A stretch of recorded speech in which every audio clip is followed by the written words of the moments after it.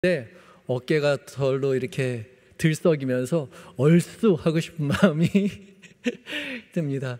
하나님께서 소망의 주님으로 오실 때에, 주께서 소망의 주님으로 우리에게 오실 때에 간절히 기다리는 자에게 오시는 구주님 맞이하시는 우리 대림절 모든 성도님들 되셨으면 좋겠습니다. 은혜 찬양 감사합니다. 이 주일 아침 여전히 주의 말씀 앞에서 예배하시는 모든 성도님들 앞에 하나님의 은혜가 함께 하시기를 빕니다. 우리 옆 사람 향해서 이렇게 인사하겠습니다. 사랑하며 주님을 기다립시다. 예. 어떻게 한 주간 동안 잘 사랑하며 지내셨습니까? 잊지 않으셨죠? 지난주에 대림절 기간 동안 사랑하며 기다리자고 말씀드렸는데 잊어버리시는 분은 다시 생각하시면 됩니다. 이번 주 한 주간 사랑하며 지내셨으면 좋겠습니다. 지난주에 부목사님으로부터 주일 예배 마치고 나서 예배당에서 로또 한 장 주셨다는 이야기를 들었습니다. 혹시 이게 주인이 누구인지 이름 써져 있는 게 아니어서 알 수가 없어서 가지고 있다가 혹시 이게 맞나 해서 찾아봤다고 해요. 맞춰봤다고 하는데 맞았을까요? 안 맞았을까요? 어떻게 잘 아시네요. 꽝이라고 합니다. 혹시 이 자리에 로또 잃어버리신 분 계시면 안심하시기 바랍니다. 꽝입니다. 로또 사시는 분에게 직접 말씀을 들었는데요, 복권 한 장 사면 그 기다리는 시간이 참 행복하다고 하더라고요. 맞아요? 예 하고 나왔어요. 말씀은 안 하시지만 아마 여기 로또 복권 한 장씩 사보신 분들 계실 텐데요, 기다리면서 행복하다고 말씀하세요. 근데 제가 알아보니까 로또 복권에 당첨될 확률이 814만 분의 1이라고 하네요. 얼만큼인지 사실 감이 잘 안 오죠. 벼락 맞을 확률이 60만 분의 1이라고 합니다. 근데 로또 맞을 확률이 얼마라고요? 814만 분의 1이요. 거의 제로에 가까운 확률이죠. 그런데 그 제로에 가까운 확률을 기대하며 사는 거죠. 그리고 기대하는 일주일이 참 행복하다고 말해요. 그런데요, 우리가 기다리는 예수님이 오실 확률은 얼마나 될까요? 1부 땐 말씀해 주시던데 2부 땐 말씀을 안 하시네요. 예수님이 오실 확률은 몇 프로나 될까요? 100%입니다. 우리 주님은 반드시 오시는 분이세요. 그러니까 우린 100% 당첨될 복권을 지금 갖고 있는 거예요. 아멘이십니까? 아멘이죠. 여러분 다 예수님 맞을 복권 가지고 계세요? 한번 살펴보세요. 예수님 맞을 복권이 무엇입니까? 우리 믿음이요. 믿음이 있어야 맞춰보죠. 주님 오셨을 때 우리의 믿음으로 주님을 맞이할 것입니다. 우리의 모든 죄를 사하시고 구원하시기에 이 땅 가운데 오시는 주님을 기대하며 주님 오실 때 맞이하시는 모든 성도님들 되셨으면 좋겠습니다. 오늘 두 번째 대림절 주일이죠. 말씀드린 대로 이번 교회력은 마가복음을 중심으로 말씀을 나누게 됩니다. 오늘 봉독한 마가복음의 말씀은 마가복음 1장 1절부터 8절까지 말씀이죠. 마가복음의 첫 시작입니다. 어떠한 글이든지 글을 첫 번째 쓸 때 첫 마디를 어떻게 시작하느냐가 굉장히 중요하죠. 마가복음의 첫 시작이 어떻게 시작됩니까? 우리 함께 읽어볼까요? 시작. 하나님의 아들 예수 그리스도의 복음의 시작이라. 아멘. 하나님의 아들 예수 그리스도의 복음의 시작이라. 헬라어 성경으로 보면 시작, 아르케가 맨 앞에 나와 있고 그 다음에 복음, 하나 예수 그리스도의 그렇게 나와 있습니다. 그리고 하나님의 아들이죠. 특이하게도 서술어는 없습니다. 동사는 없습니다. 명사로 되어 있어요. 시작은 시작인데 예수 그리스도 복음의 시작이라는 거죠.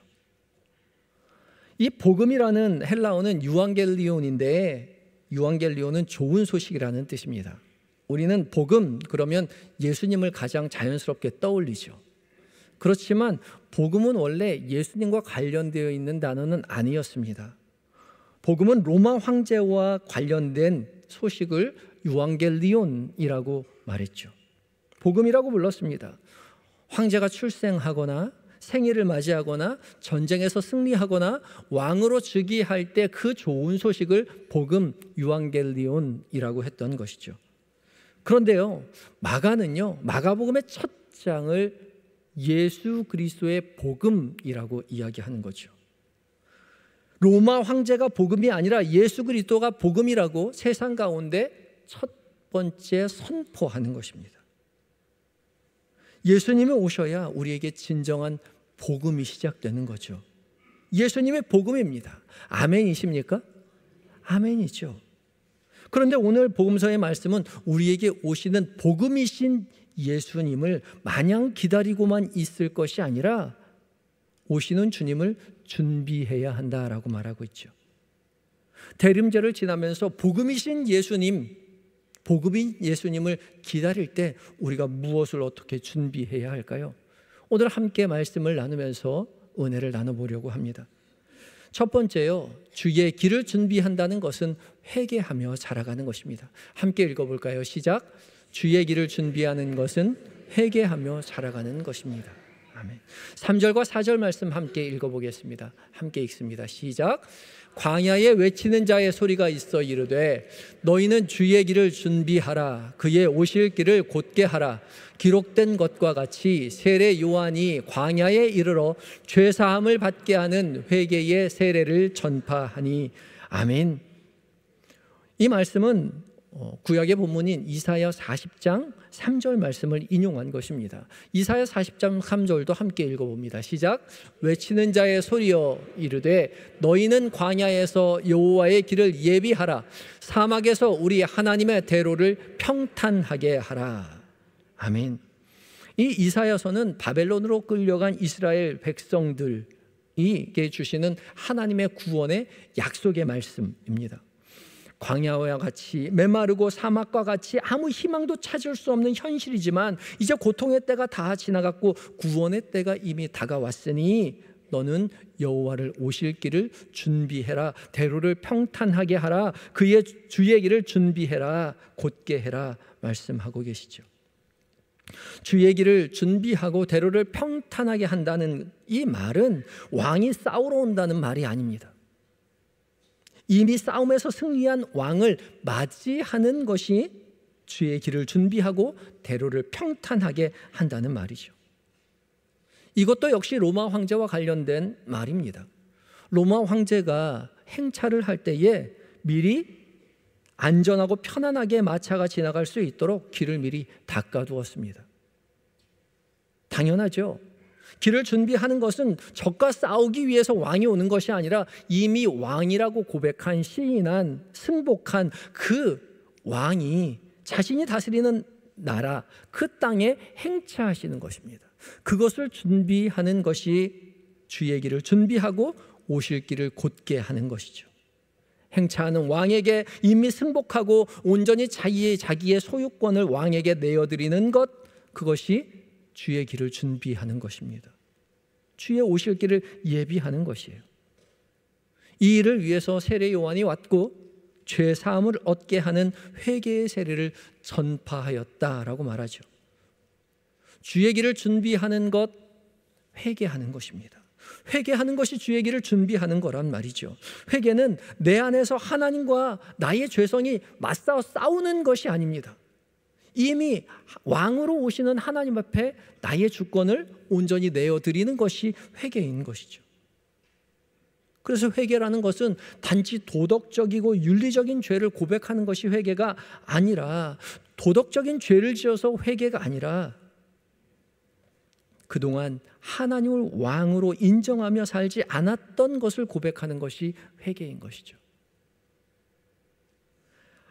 하나님의 다스리심을 인정하지 않았기 때문에 죄인입니다. 그것을 자백하는 것이 회개라는 말이죠. 회개는 뉘우칠 회, 고칠 개를 써서 뉘우쳐서 고친다라는 뜻이고, 헬라어는 메타노이아, 마음을 바꾼다, 마음의 전환을 의미합니다. 이 모든 것은 히브리어 슈브를 번역한 말인데, 이 슈브는 돌아온다라는 뜻입니다. 이 슈브는 구약 성경의 가장 중요한 핵심적인 주제입니다. 하나님께로 돌아오는 것이 회개라는 거죠. 그래서 우리말로 회개라고 말했지만 사실은 회심이라는 말이 훨씬 더 적절한 표현입니다. 돌아올 회, 마음심, 마음이 돌아오는 것이 회심이니까요. 회개는 마음이 돌아오는 것입니다. 하나님께로 마음이 돌아오는 것이 회개요, 회심이라는 거죠. 우리가 하나님께로 돌아왔을 때 비로소 우리에게 죄가 보입니다. 그 전까지 보이지 않았던 우리의 죄가 주님을 모신 이후로 보여요. 그동안 당연하게 느껴왔던 일들 부끄럽게 느껴지고요. 그동안 아무렇지도 않았던 일들이 거리껴집니다. 주님을 모신 이후에. 왜요? 우리의 삶의 방향을 주님께로 되돌렸기 때문에 그렇습니다. 빛이신 주님을 마주 대할 때에 우리의 죄악이 낱낱이 드러나는 것이죠. 빛이신 하나님을 멀리 하였을 때는 어둠 속에 있었기 때문에 우리의 죄가 보이지 않고, 빛이신 주님을 가까이 대하지 않았을 때, 등지고 있었을 때는 우리의 죄가 보이지 않았는데, 우리가 돌이켜 주님을 마주 대할 때에 비로소 우리 몸에 있는 죄들이 그대로 낱낱이 드러나게 된다는 거죠. 주님 앞에 가까이 가면 가까이 갈수록 우리의 죄가 훨씬 더 선명하게 보입니다. 점점 더 많은 죄를 지어서 회개를 많이 하는 것이 아니라 주님 앞에 가까이 가면 가까이 갈수록 우리의 죄가 더욱더 선명하게 보여서 더 많은 회개를 하게 되는 거죠. 그래서 주 앞에 가까이 가면 가까이 갈수록 우리는 더 큰 죄인이라고 주님 앞에 고백하게 되는 거죠. 세상 사람들은 자신은 죄가 없다고 말합니다. 당연하죠. 죄가 보이지 않아서 깨닫지 못하는 것입니다. 어둠 속에 있기에 그들이 무슨 죄를 짓고 있는지 보이지 않는 거예요. 주님을 바라보아야 합니다. 그때 비로소 우리는 회개할 수 있습니다. 주님을 등지고 있어서는 결코 우리의 죄가 보이지 않는다는 거죠. 우리가 주님을 바라보고 있는지, 주님을 등지고 있는지 어떻게 알 수 있을까요? 여러분은 주님을 바라보고 계십니까? 아니면 주님을 등지고 계십니까? 어떻게 알 수 있을까요? 누구의 죄가 보이느냐 보면 압니다. 다른 사람의 죄가 보이면 나는 등지고 있는 것입니다. 내 그림자에 가려서 내 죄는 보이지 않지만 다른 사람의 죄가 너무나 잘 보이는 것이죠. 반대로 다른 사람의 죄가 보이지 않고 내 죄가 보인다면 나는 하나님을 향하여 돌아선 사람인 것이죠. 주님께로 돌아서야만 우리 죄가 보입니다. 주님을 등지고 있어서는 결코 우리의 죄를 볼 수가 없어요. 그때는 남의 죄만 보입니다.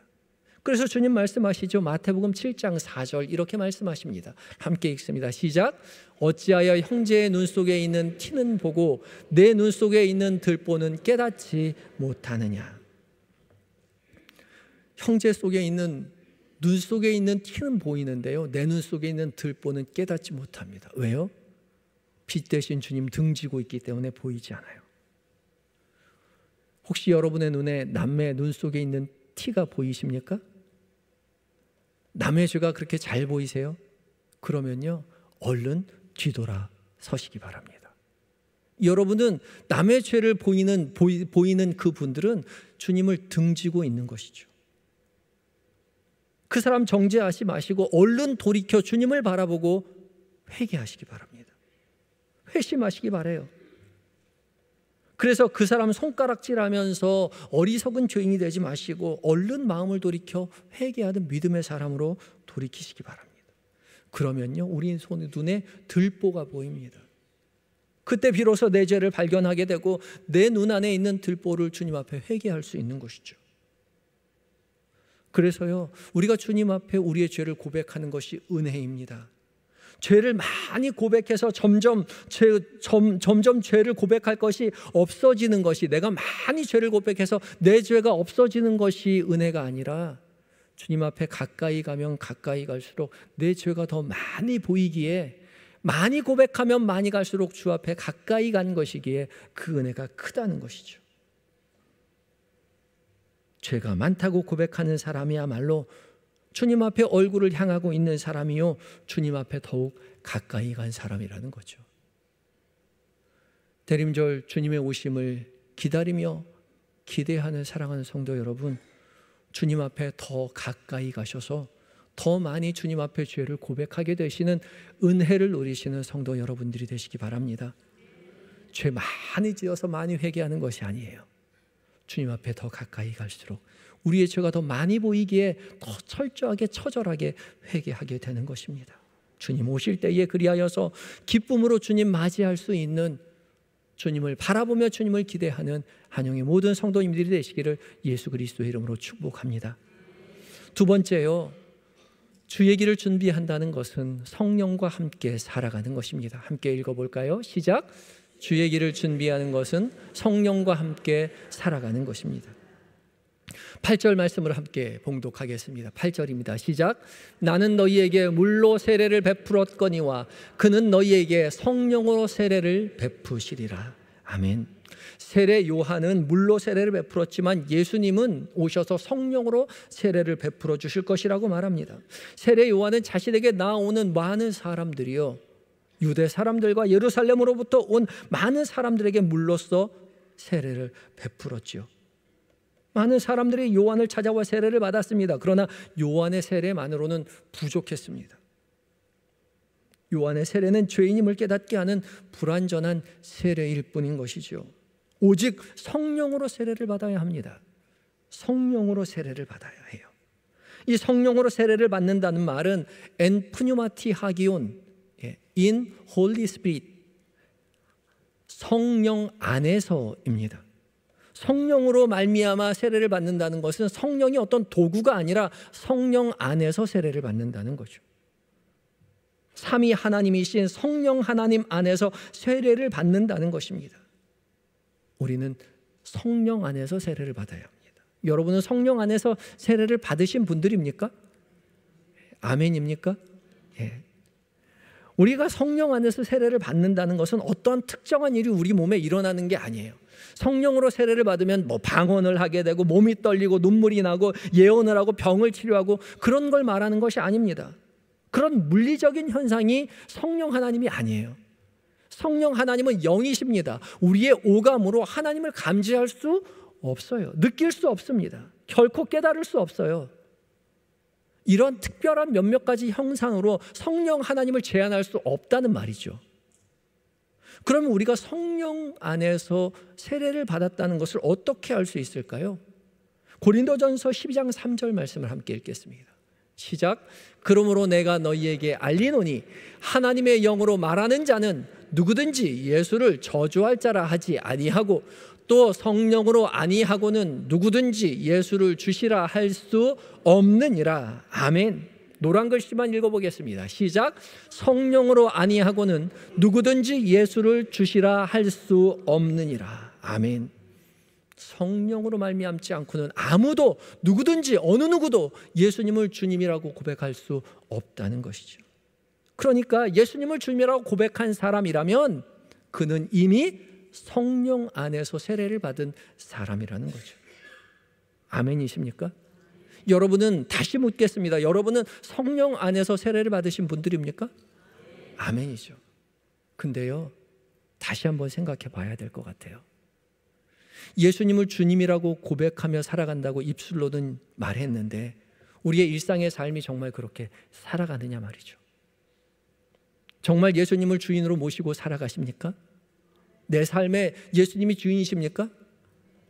내가 먹고 싶은 거 다 먹고, 내가 사고 싶은 거 다 사고, 내가 입고 싶은 거 다 사서 입고, 내가 가고 싶은 거 다 가면서 입술로는 주님이 나의 주인이십니다, 그렇게 살고 있지는 않느냐 말입니다.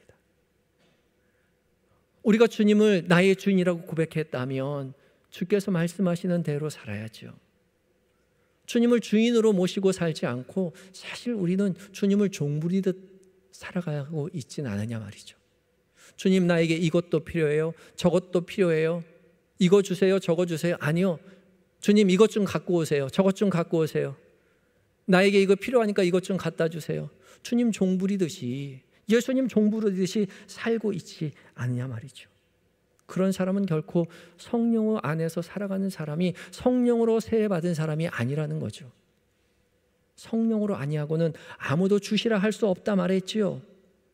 예수님을 오직 주인으로 모신 사람이 성령의 사람인 것입니다. 우리의 일상의 삶을 예수님이 주인 되었다고 고백하며 그렇게 살아가야 돼요. 그것이 성령으로 살아가는 것입니다. 성령 하나님이 우리에게 뭐라 말씀하시게요? 요한복음 14장 17절 말씀입니다. 함께 읽어볼까요? 시작. 그는 진리의 영이라 세상은 능히 그를 받지 못하나니 이는 그를 보지도 못하고 알지도 못함이라. 그러나 너희는 그를 아나니 그는 너희와 함께 거하시며 또 너희 속에 계시겠음이라. 아멘. 그는 진리의 영입니다. 여기서 그가 누구예요? 성령 하나님은 진리의 영이십니다. 성령 하나님은 진리이신 예수 그리스도를 지시하시는, 알게 하시는, 깨닫게 하시는, 그의 말씀을 가르치시는 분이 성령 하나님이신 것이죠. 예수님께서 우리에게 말씀하시는 것이 무엇인지 성령 하나님께서 깨닫게 해주십니다. 어디에서요? 우리 마음 가운데에서요. 그는 너희와 함께 거하시며 또 너희 속에 계시겠습니다. 성령 하나님 우리 마음 가운데 찾아오셔서 우리와 함께 하시며 예수 그리스도의 말씀을 깨닫게 하신다는 것이죠. 그리고 그 말씀 따라가라 말씀하고 계시는 것입니다.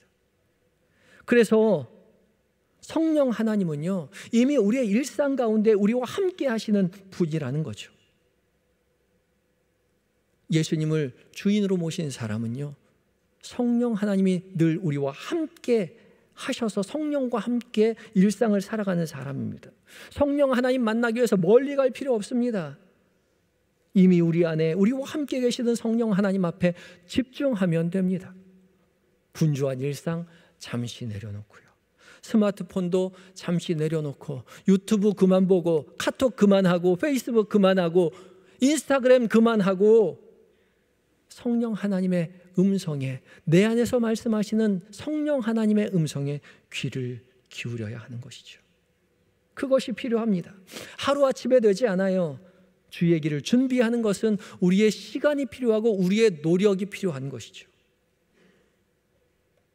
17세기 프랑스 수사 로렌스 형제가 하나님의 임재 연습이라는 책을 썼습니다. 한 120페이지 정도 되는 얇은 책이에요. 이 책을 지은 로렌스 형제는 어린 나이에 전쟁에 참여했다가 다리를 다쳐서 평생 장애를 입게 되었습니다. 그리고 50살이라는 늦은 나이에 수도원에 입회해서 평생을 평수도사로 살았죠. 그래서 그냥 로렌스 형제입니다. 아무런 직함이 없어요. 그러나 이 로렌스 형제는 평수사로 살았지만 하나님과 가장 가까이 살았습니다. 평생을 하나님과 가까이 살기 위해서 노력했죠. 그것을 편지글로 썼습니다. 때론 주방에서, 때론 구두수선실에서 일하면서 하나님의 임재하심을 연습했습니다. 노력했죠. 언제나 어디서나 함께 하시는 하나님을 알아차리는 훈련을 한 것입니다. 위대한 일을 한 것도 없어요. 전도를 많이 한 것도 아니고 놀라운 영적 체험을 많이 한 것도 아닙니다. 많이 깨닫게 되어 수도 원장을 한 것도 아니에요. 그냥 평수사로 평생을 살았어요. 그저 함께 하시는 하나님과 동행하면서 살았습니다. 그것이 전부예요. 남들이 바라볼 때는 아무 의미 없는 것 같고 지루할 것만 같은 그런 주방에서, 그리고 그 구두수선하는 그 자리에서 이미 함께 하시는 그 하나님을 깨닫는 훈련을 했던 것이죠. 그리고 하나님을 진심으로 사랑하고 하나님 안에서 누리는 평안을 진심으로 고백한 사람이었습니다. 그것으로 충분했습니다. 그가 평생을 연습한 하나님의 임재 연습이요, 단순합니다. 그저 자신의 감정을 솔직하게 사랑으로 하나님 앞에 고백하는 것입니다. 우리의 지식은 우리를 속입니다. 사랑해야 돼, 인내해야 돼, 용서해야 돼. 그렇지만 그것은 거짓이죠.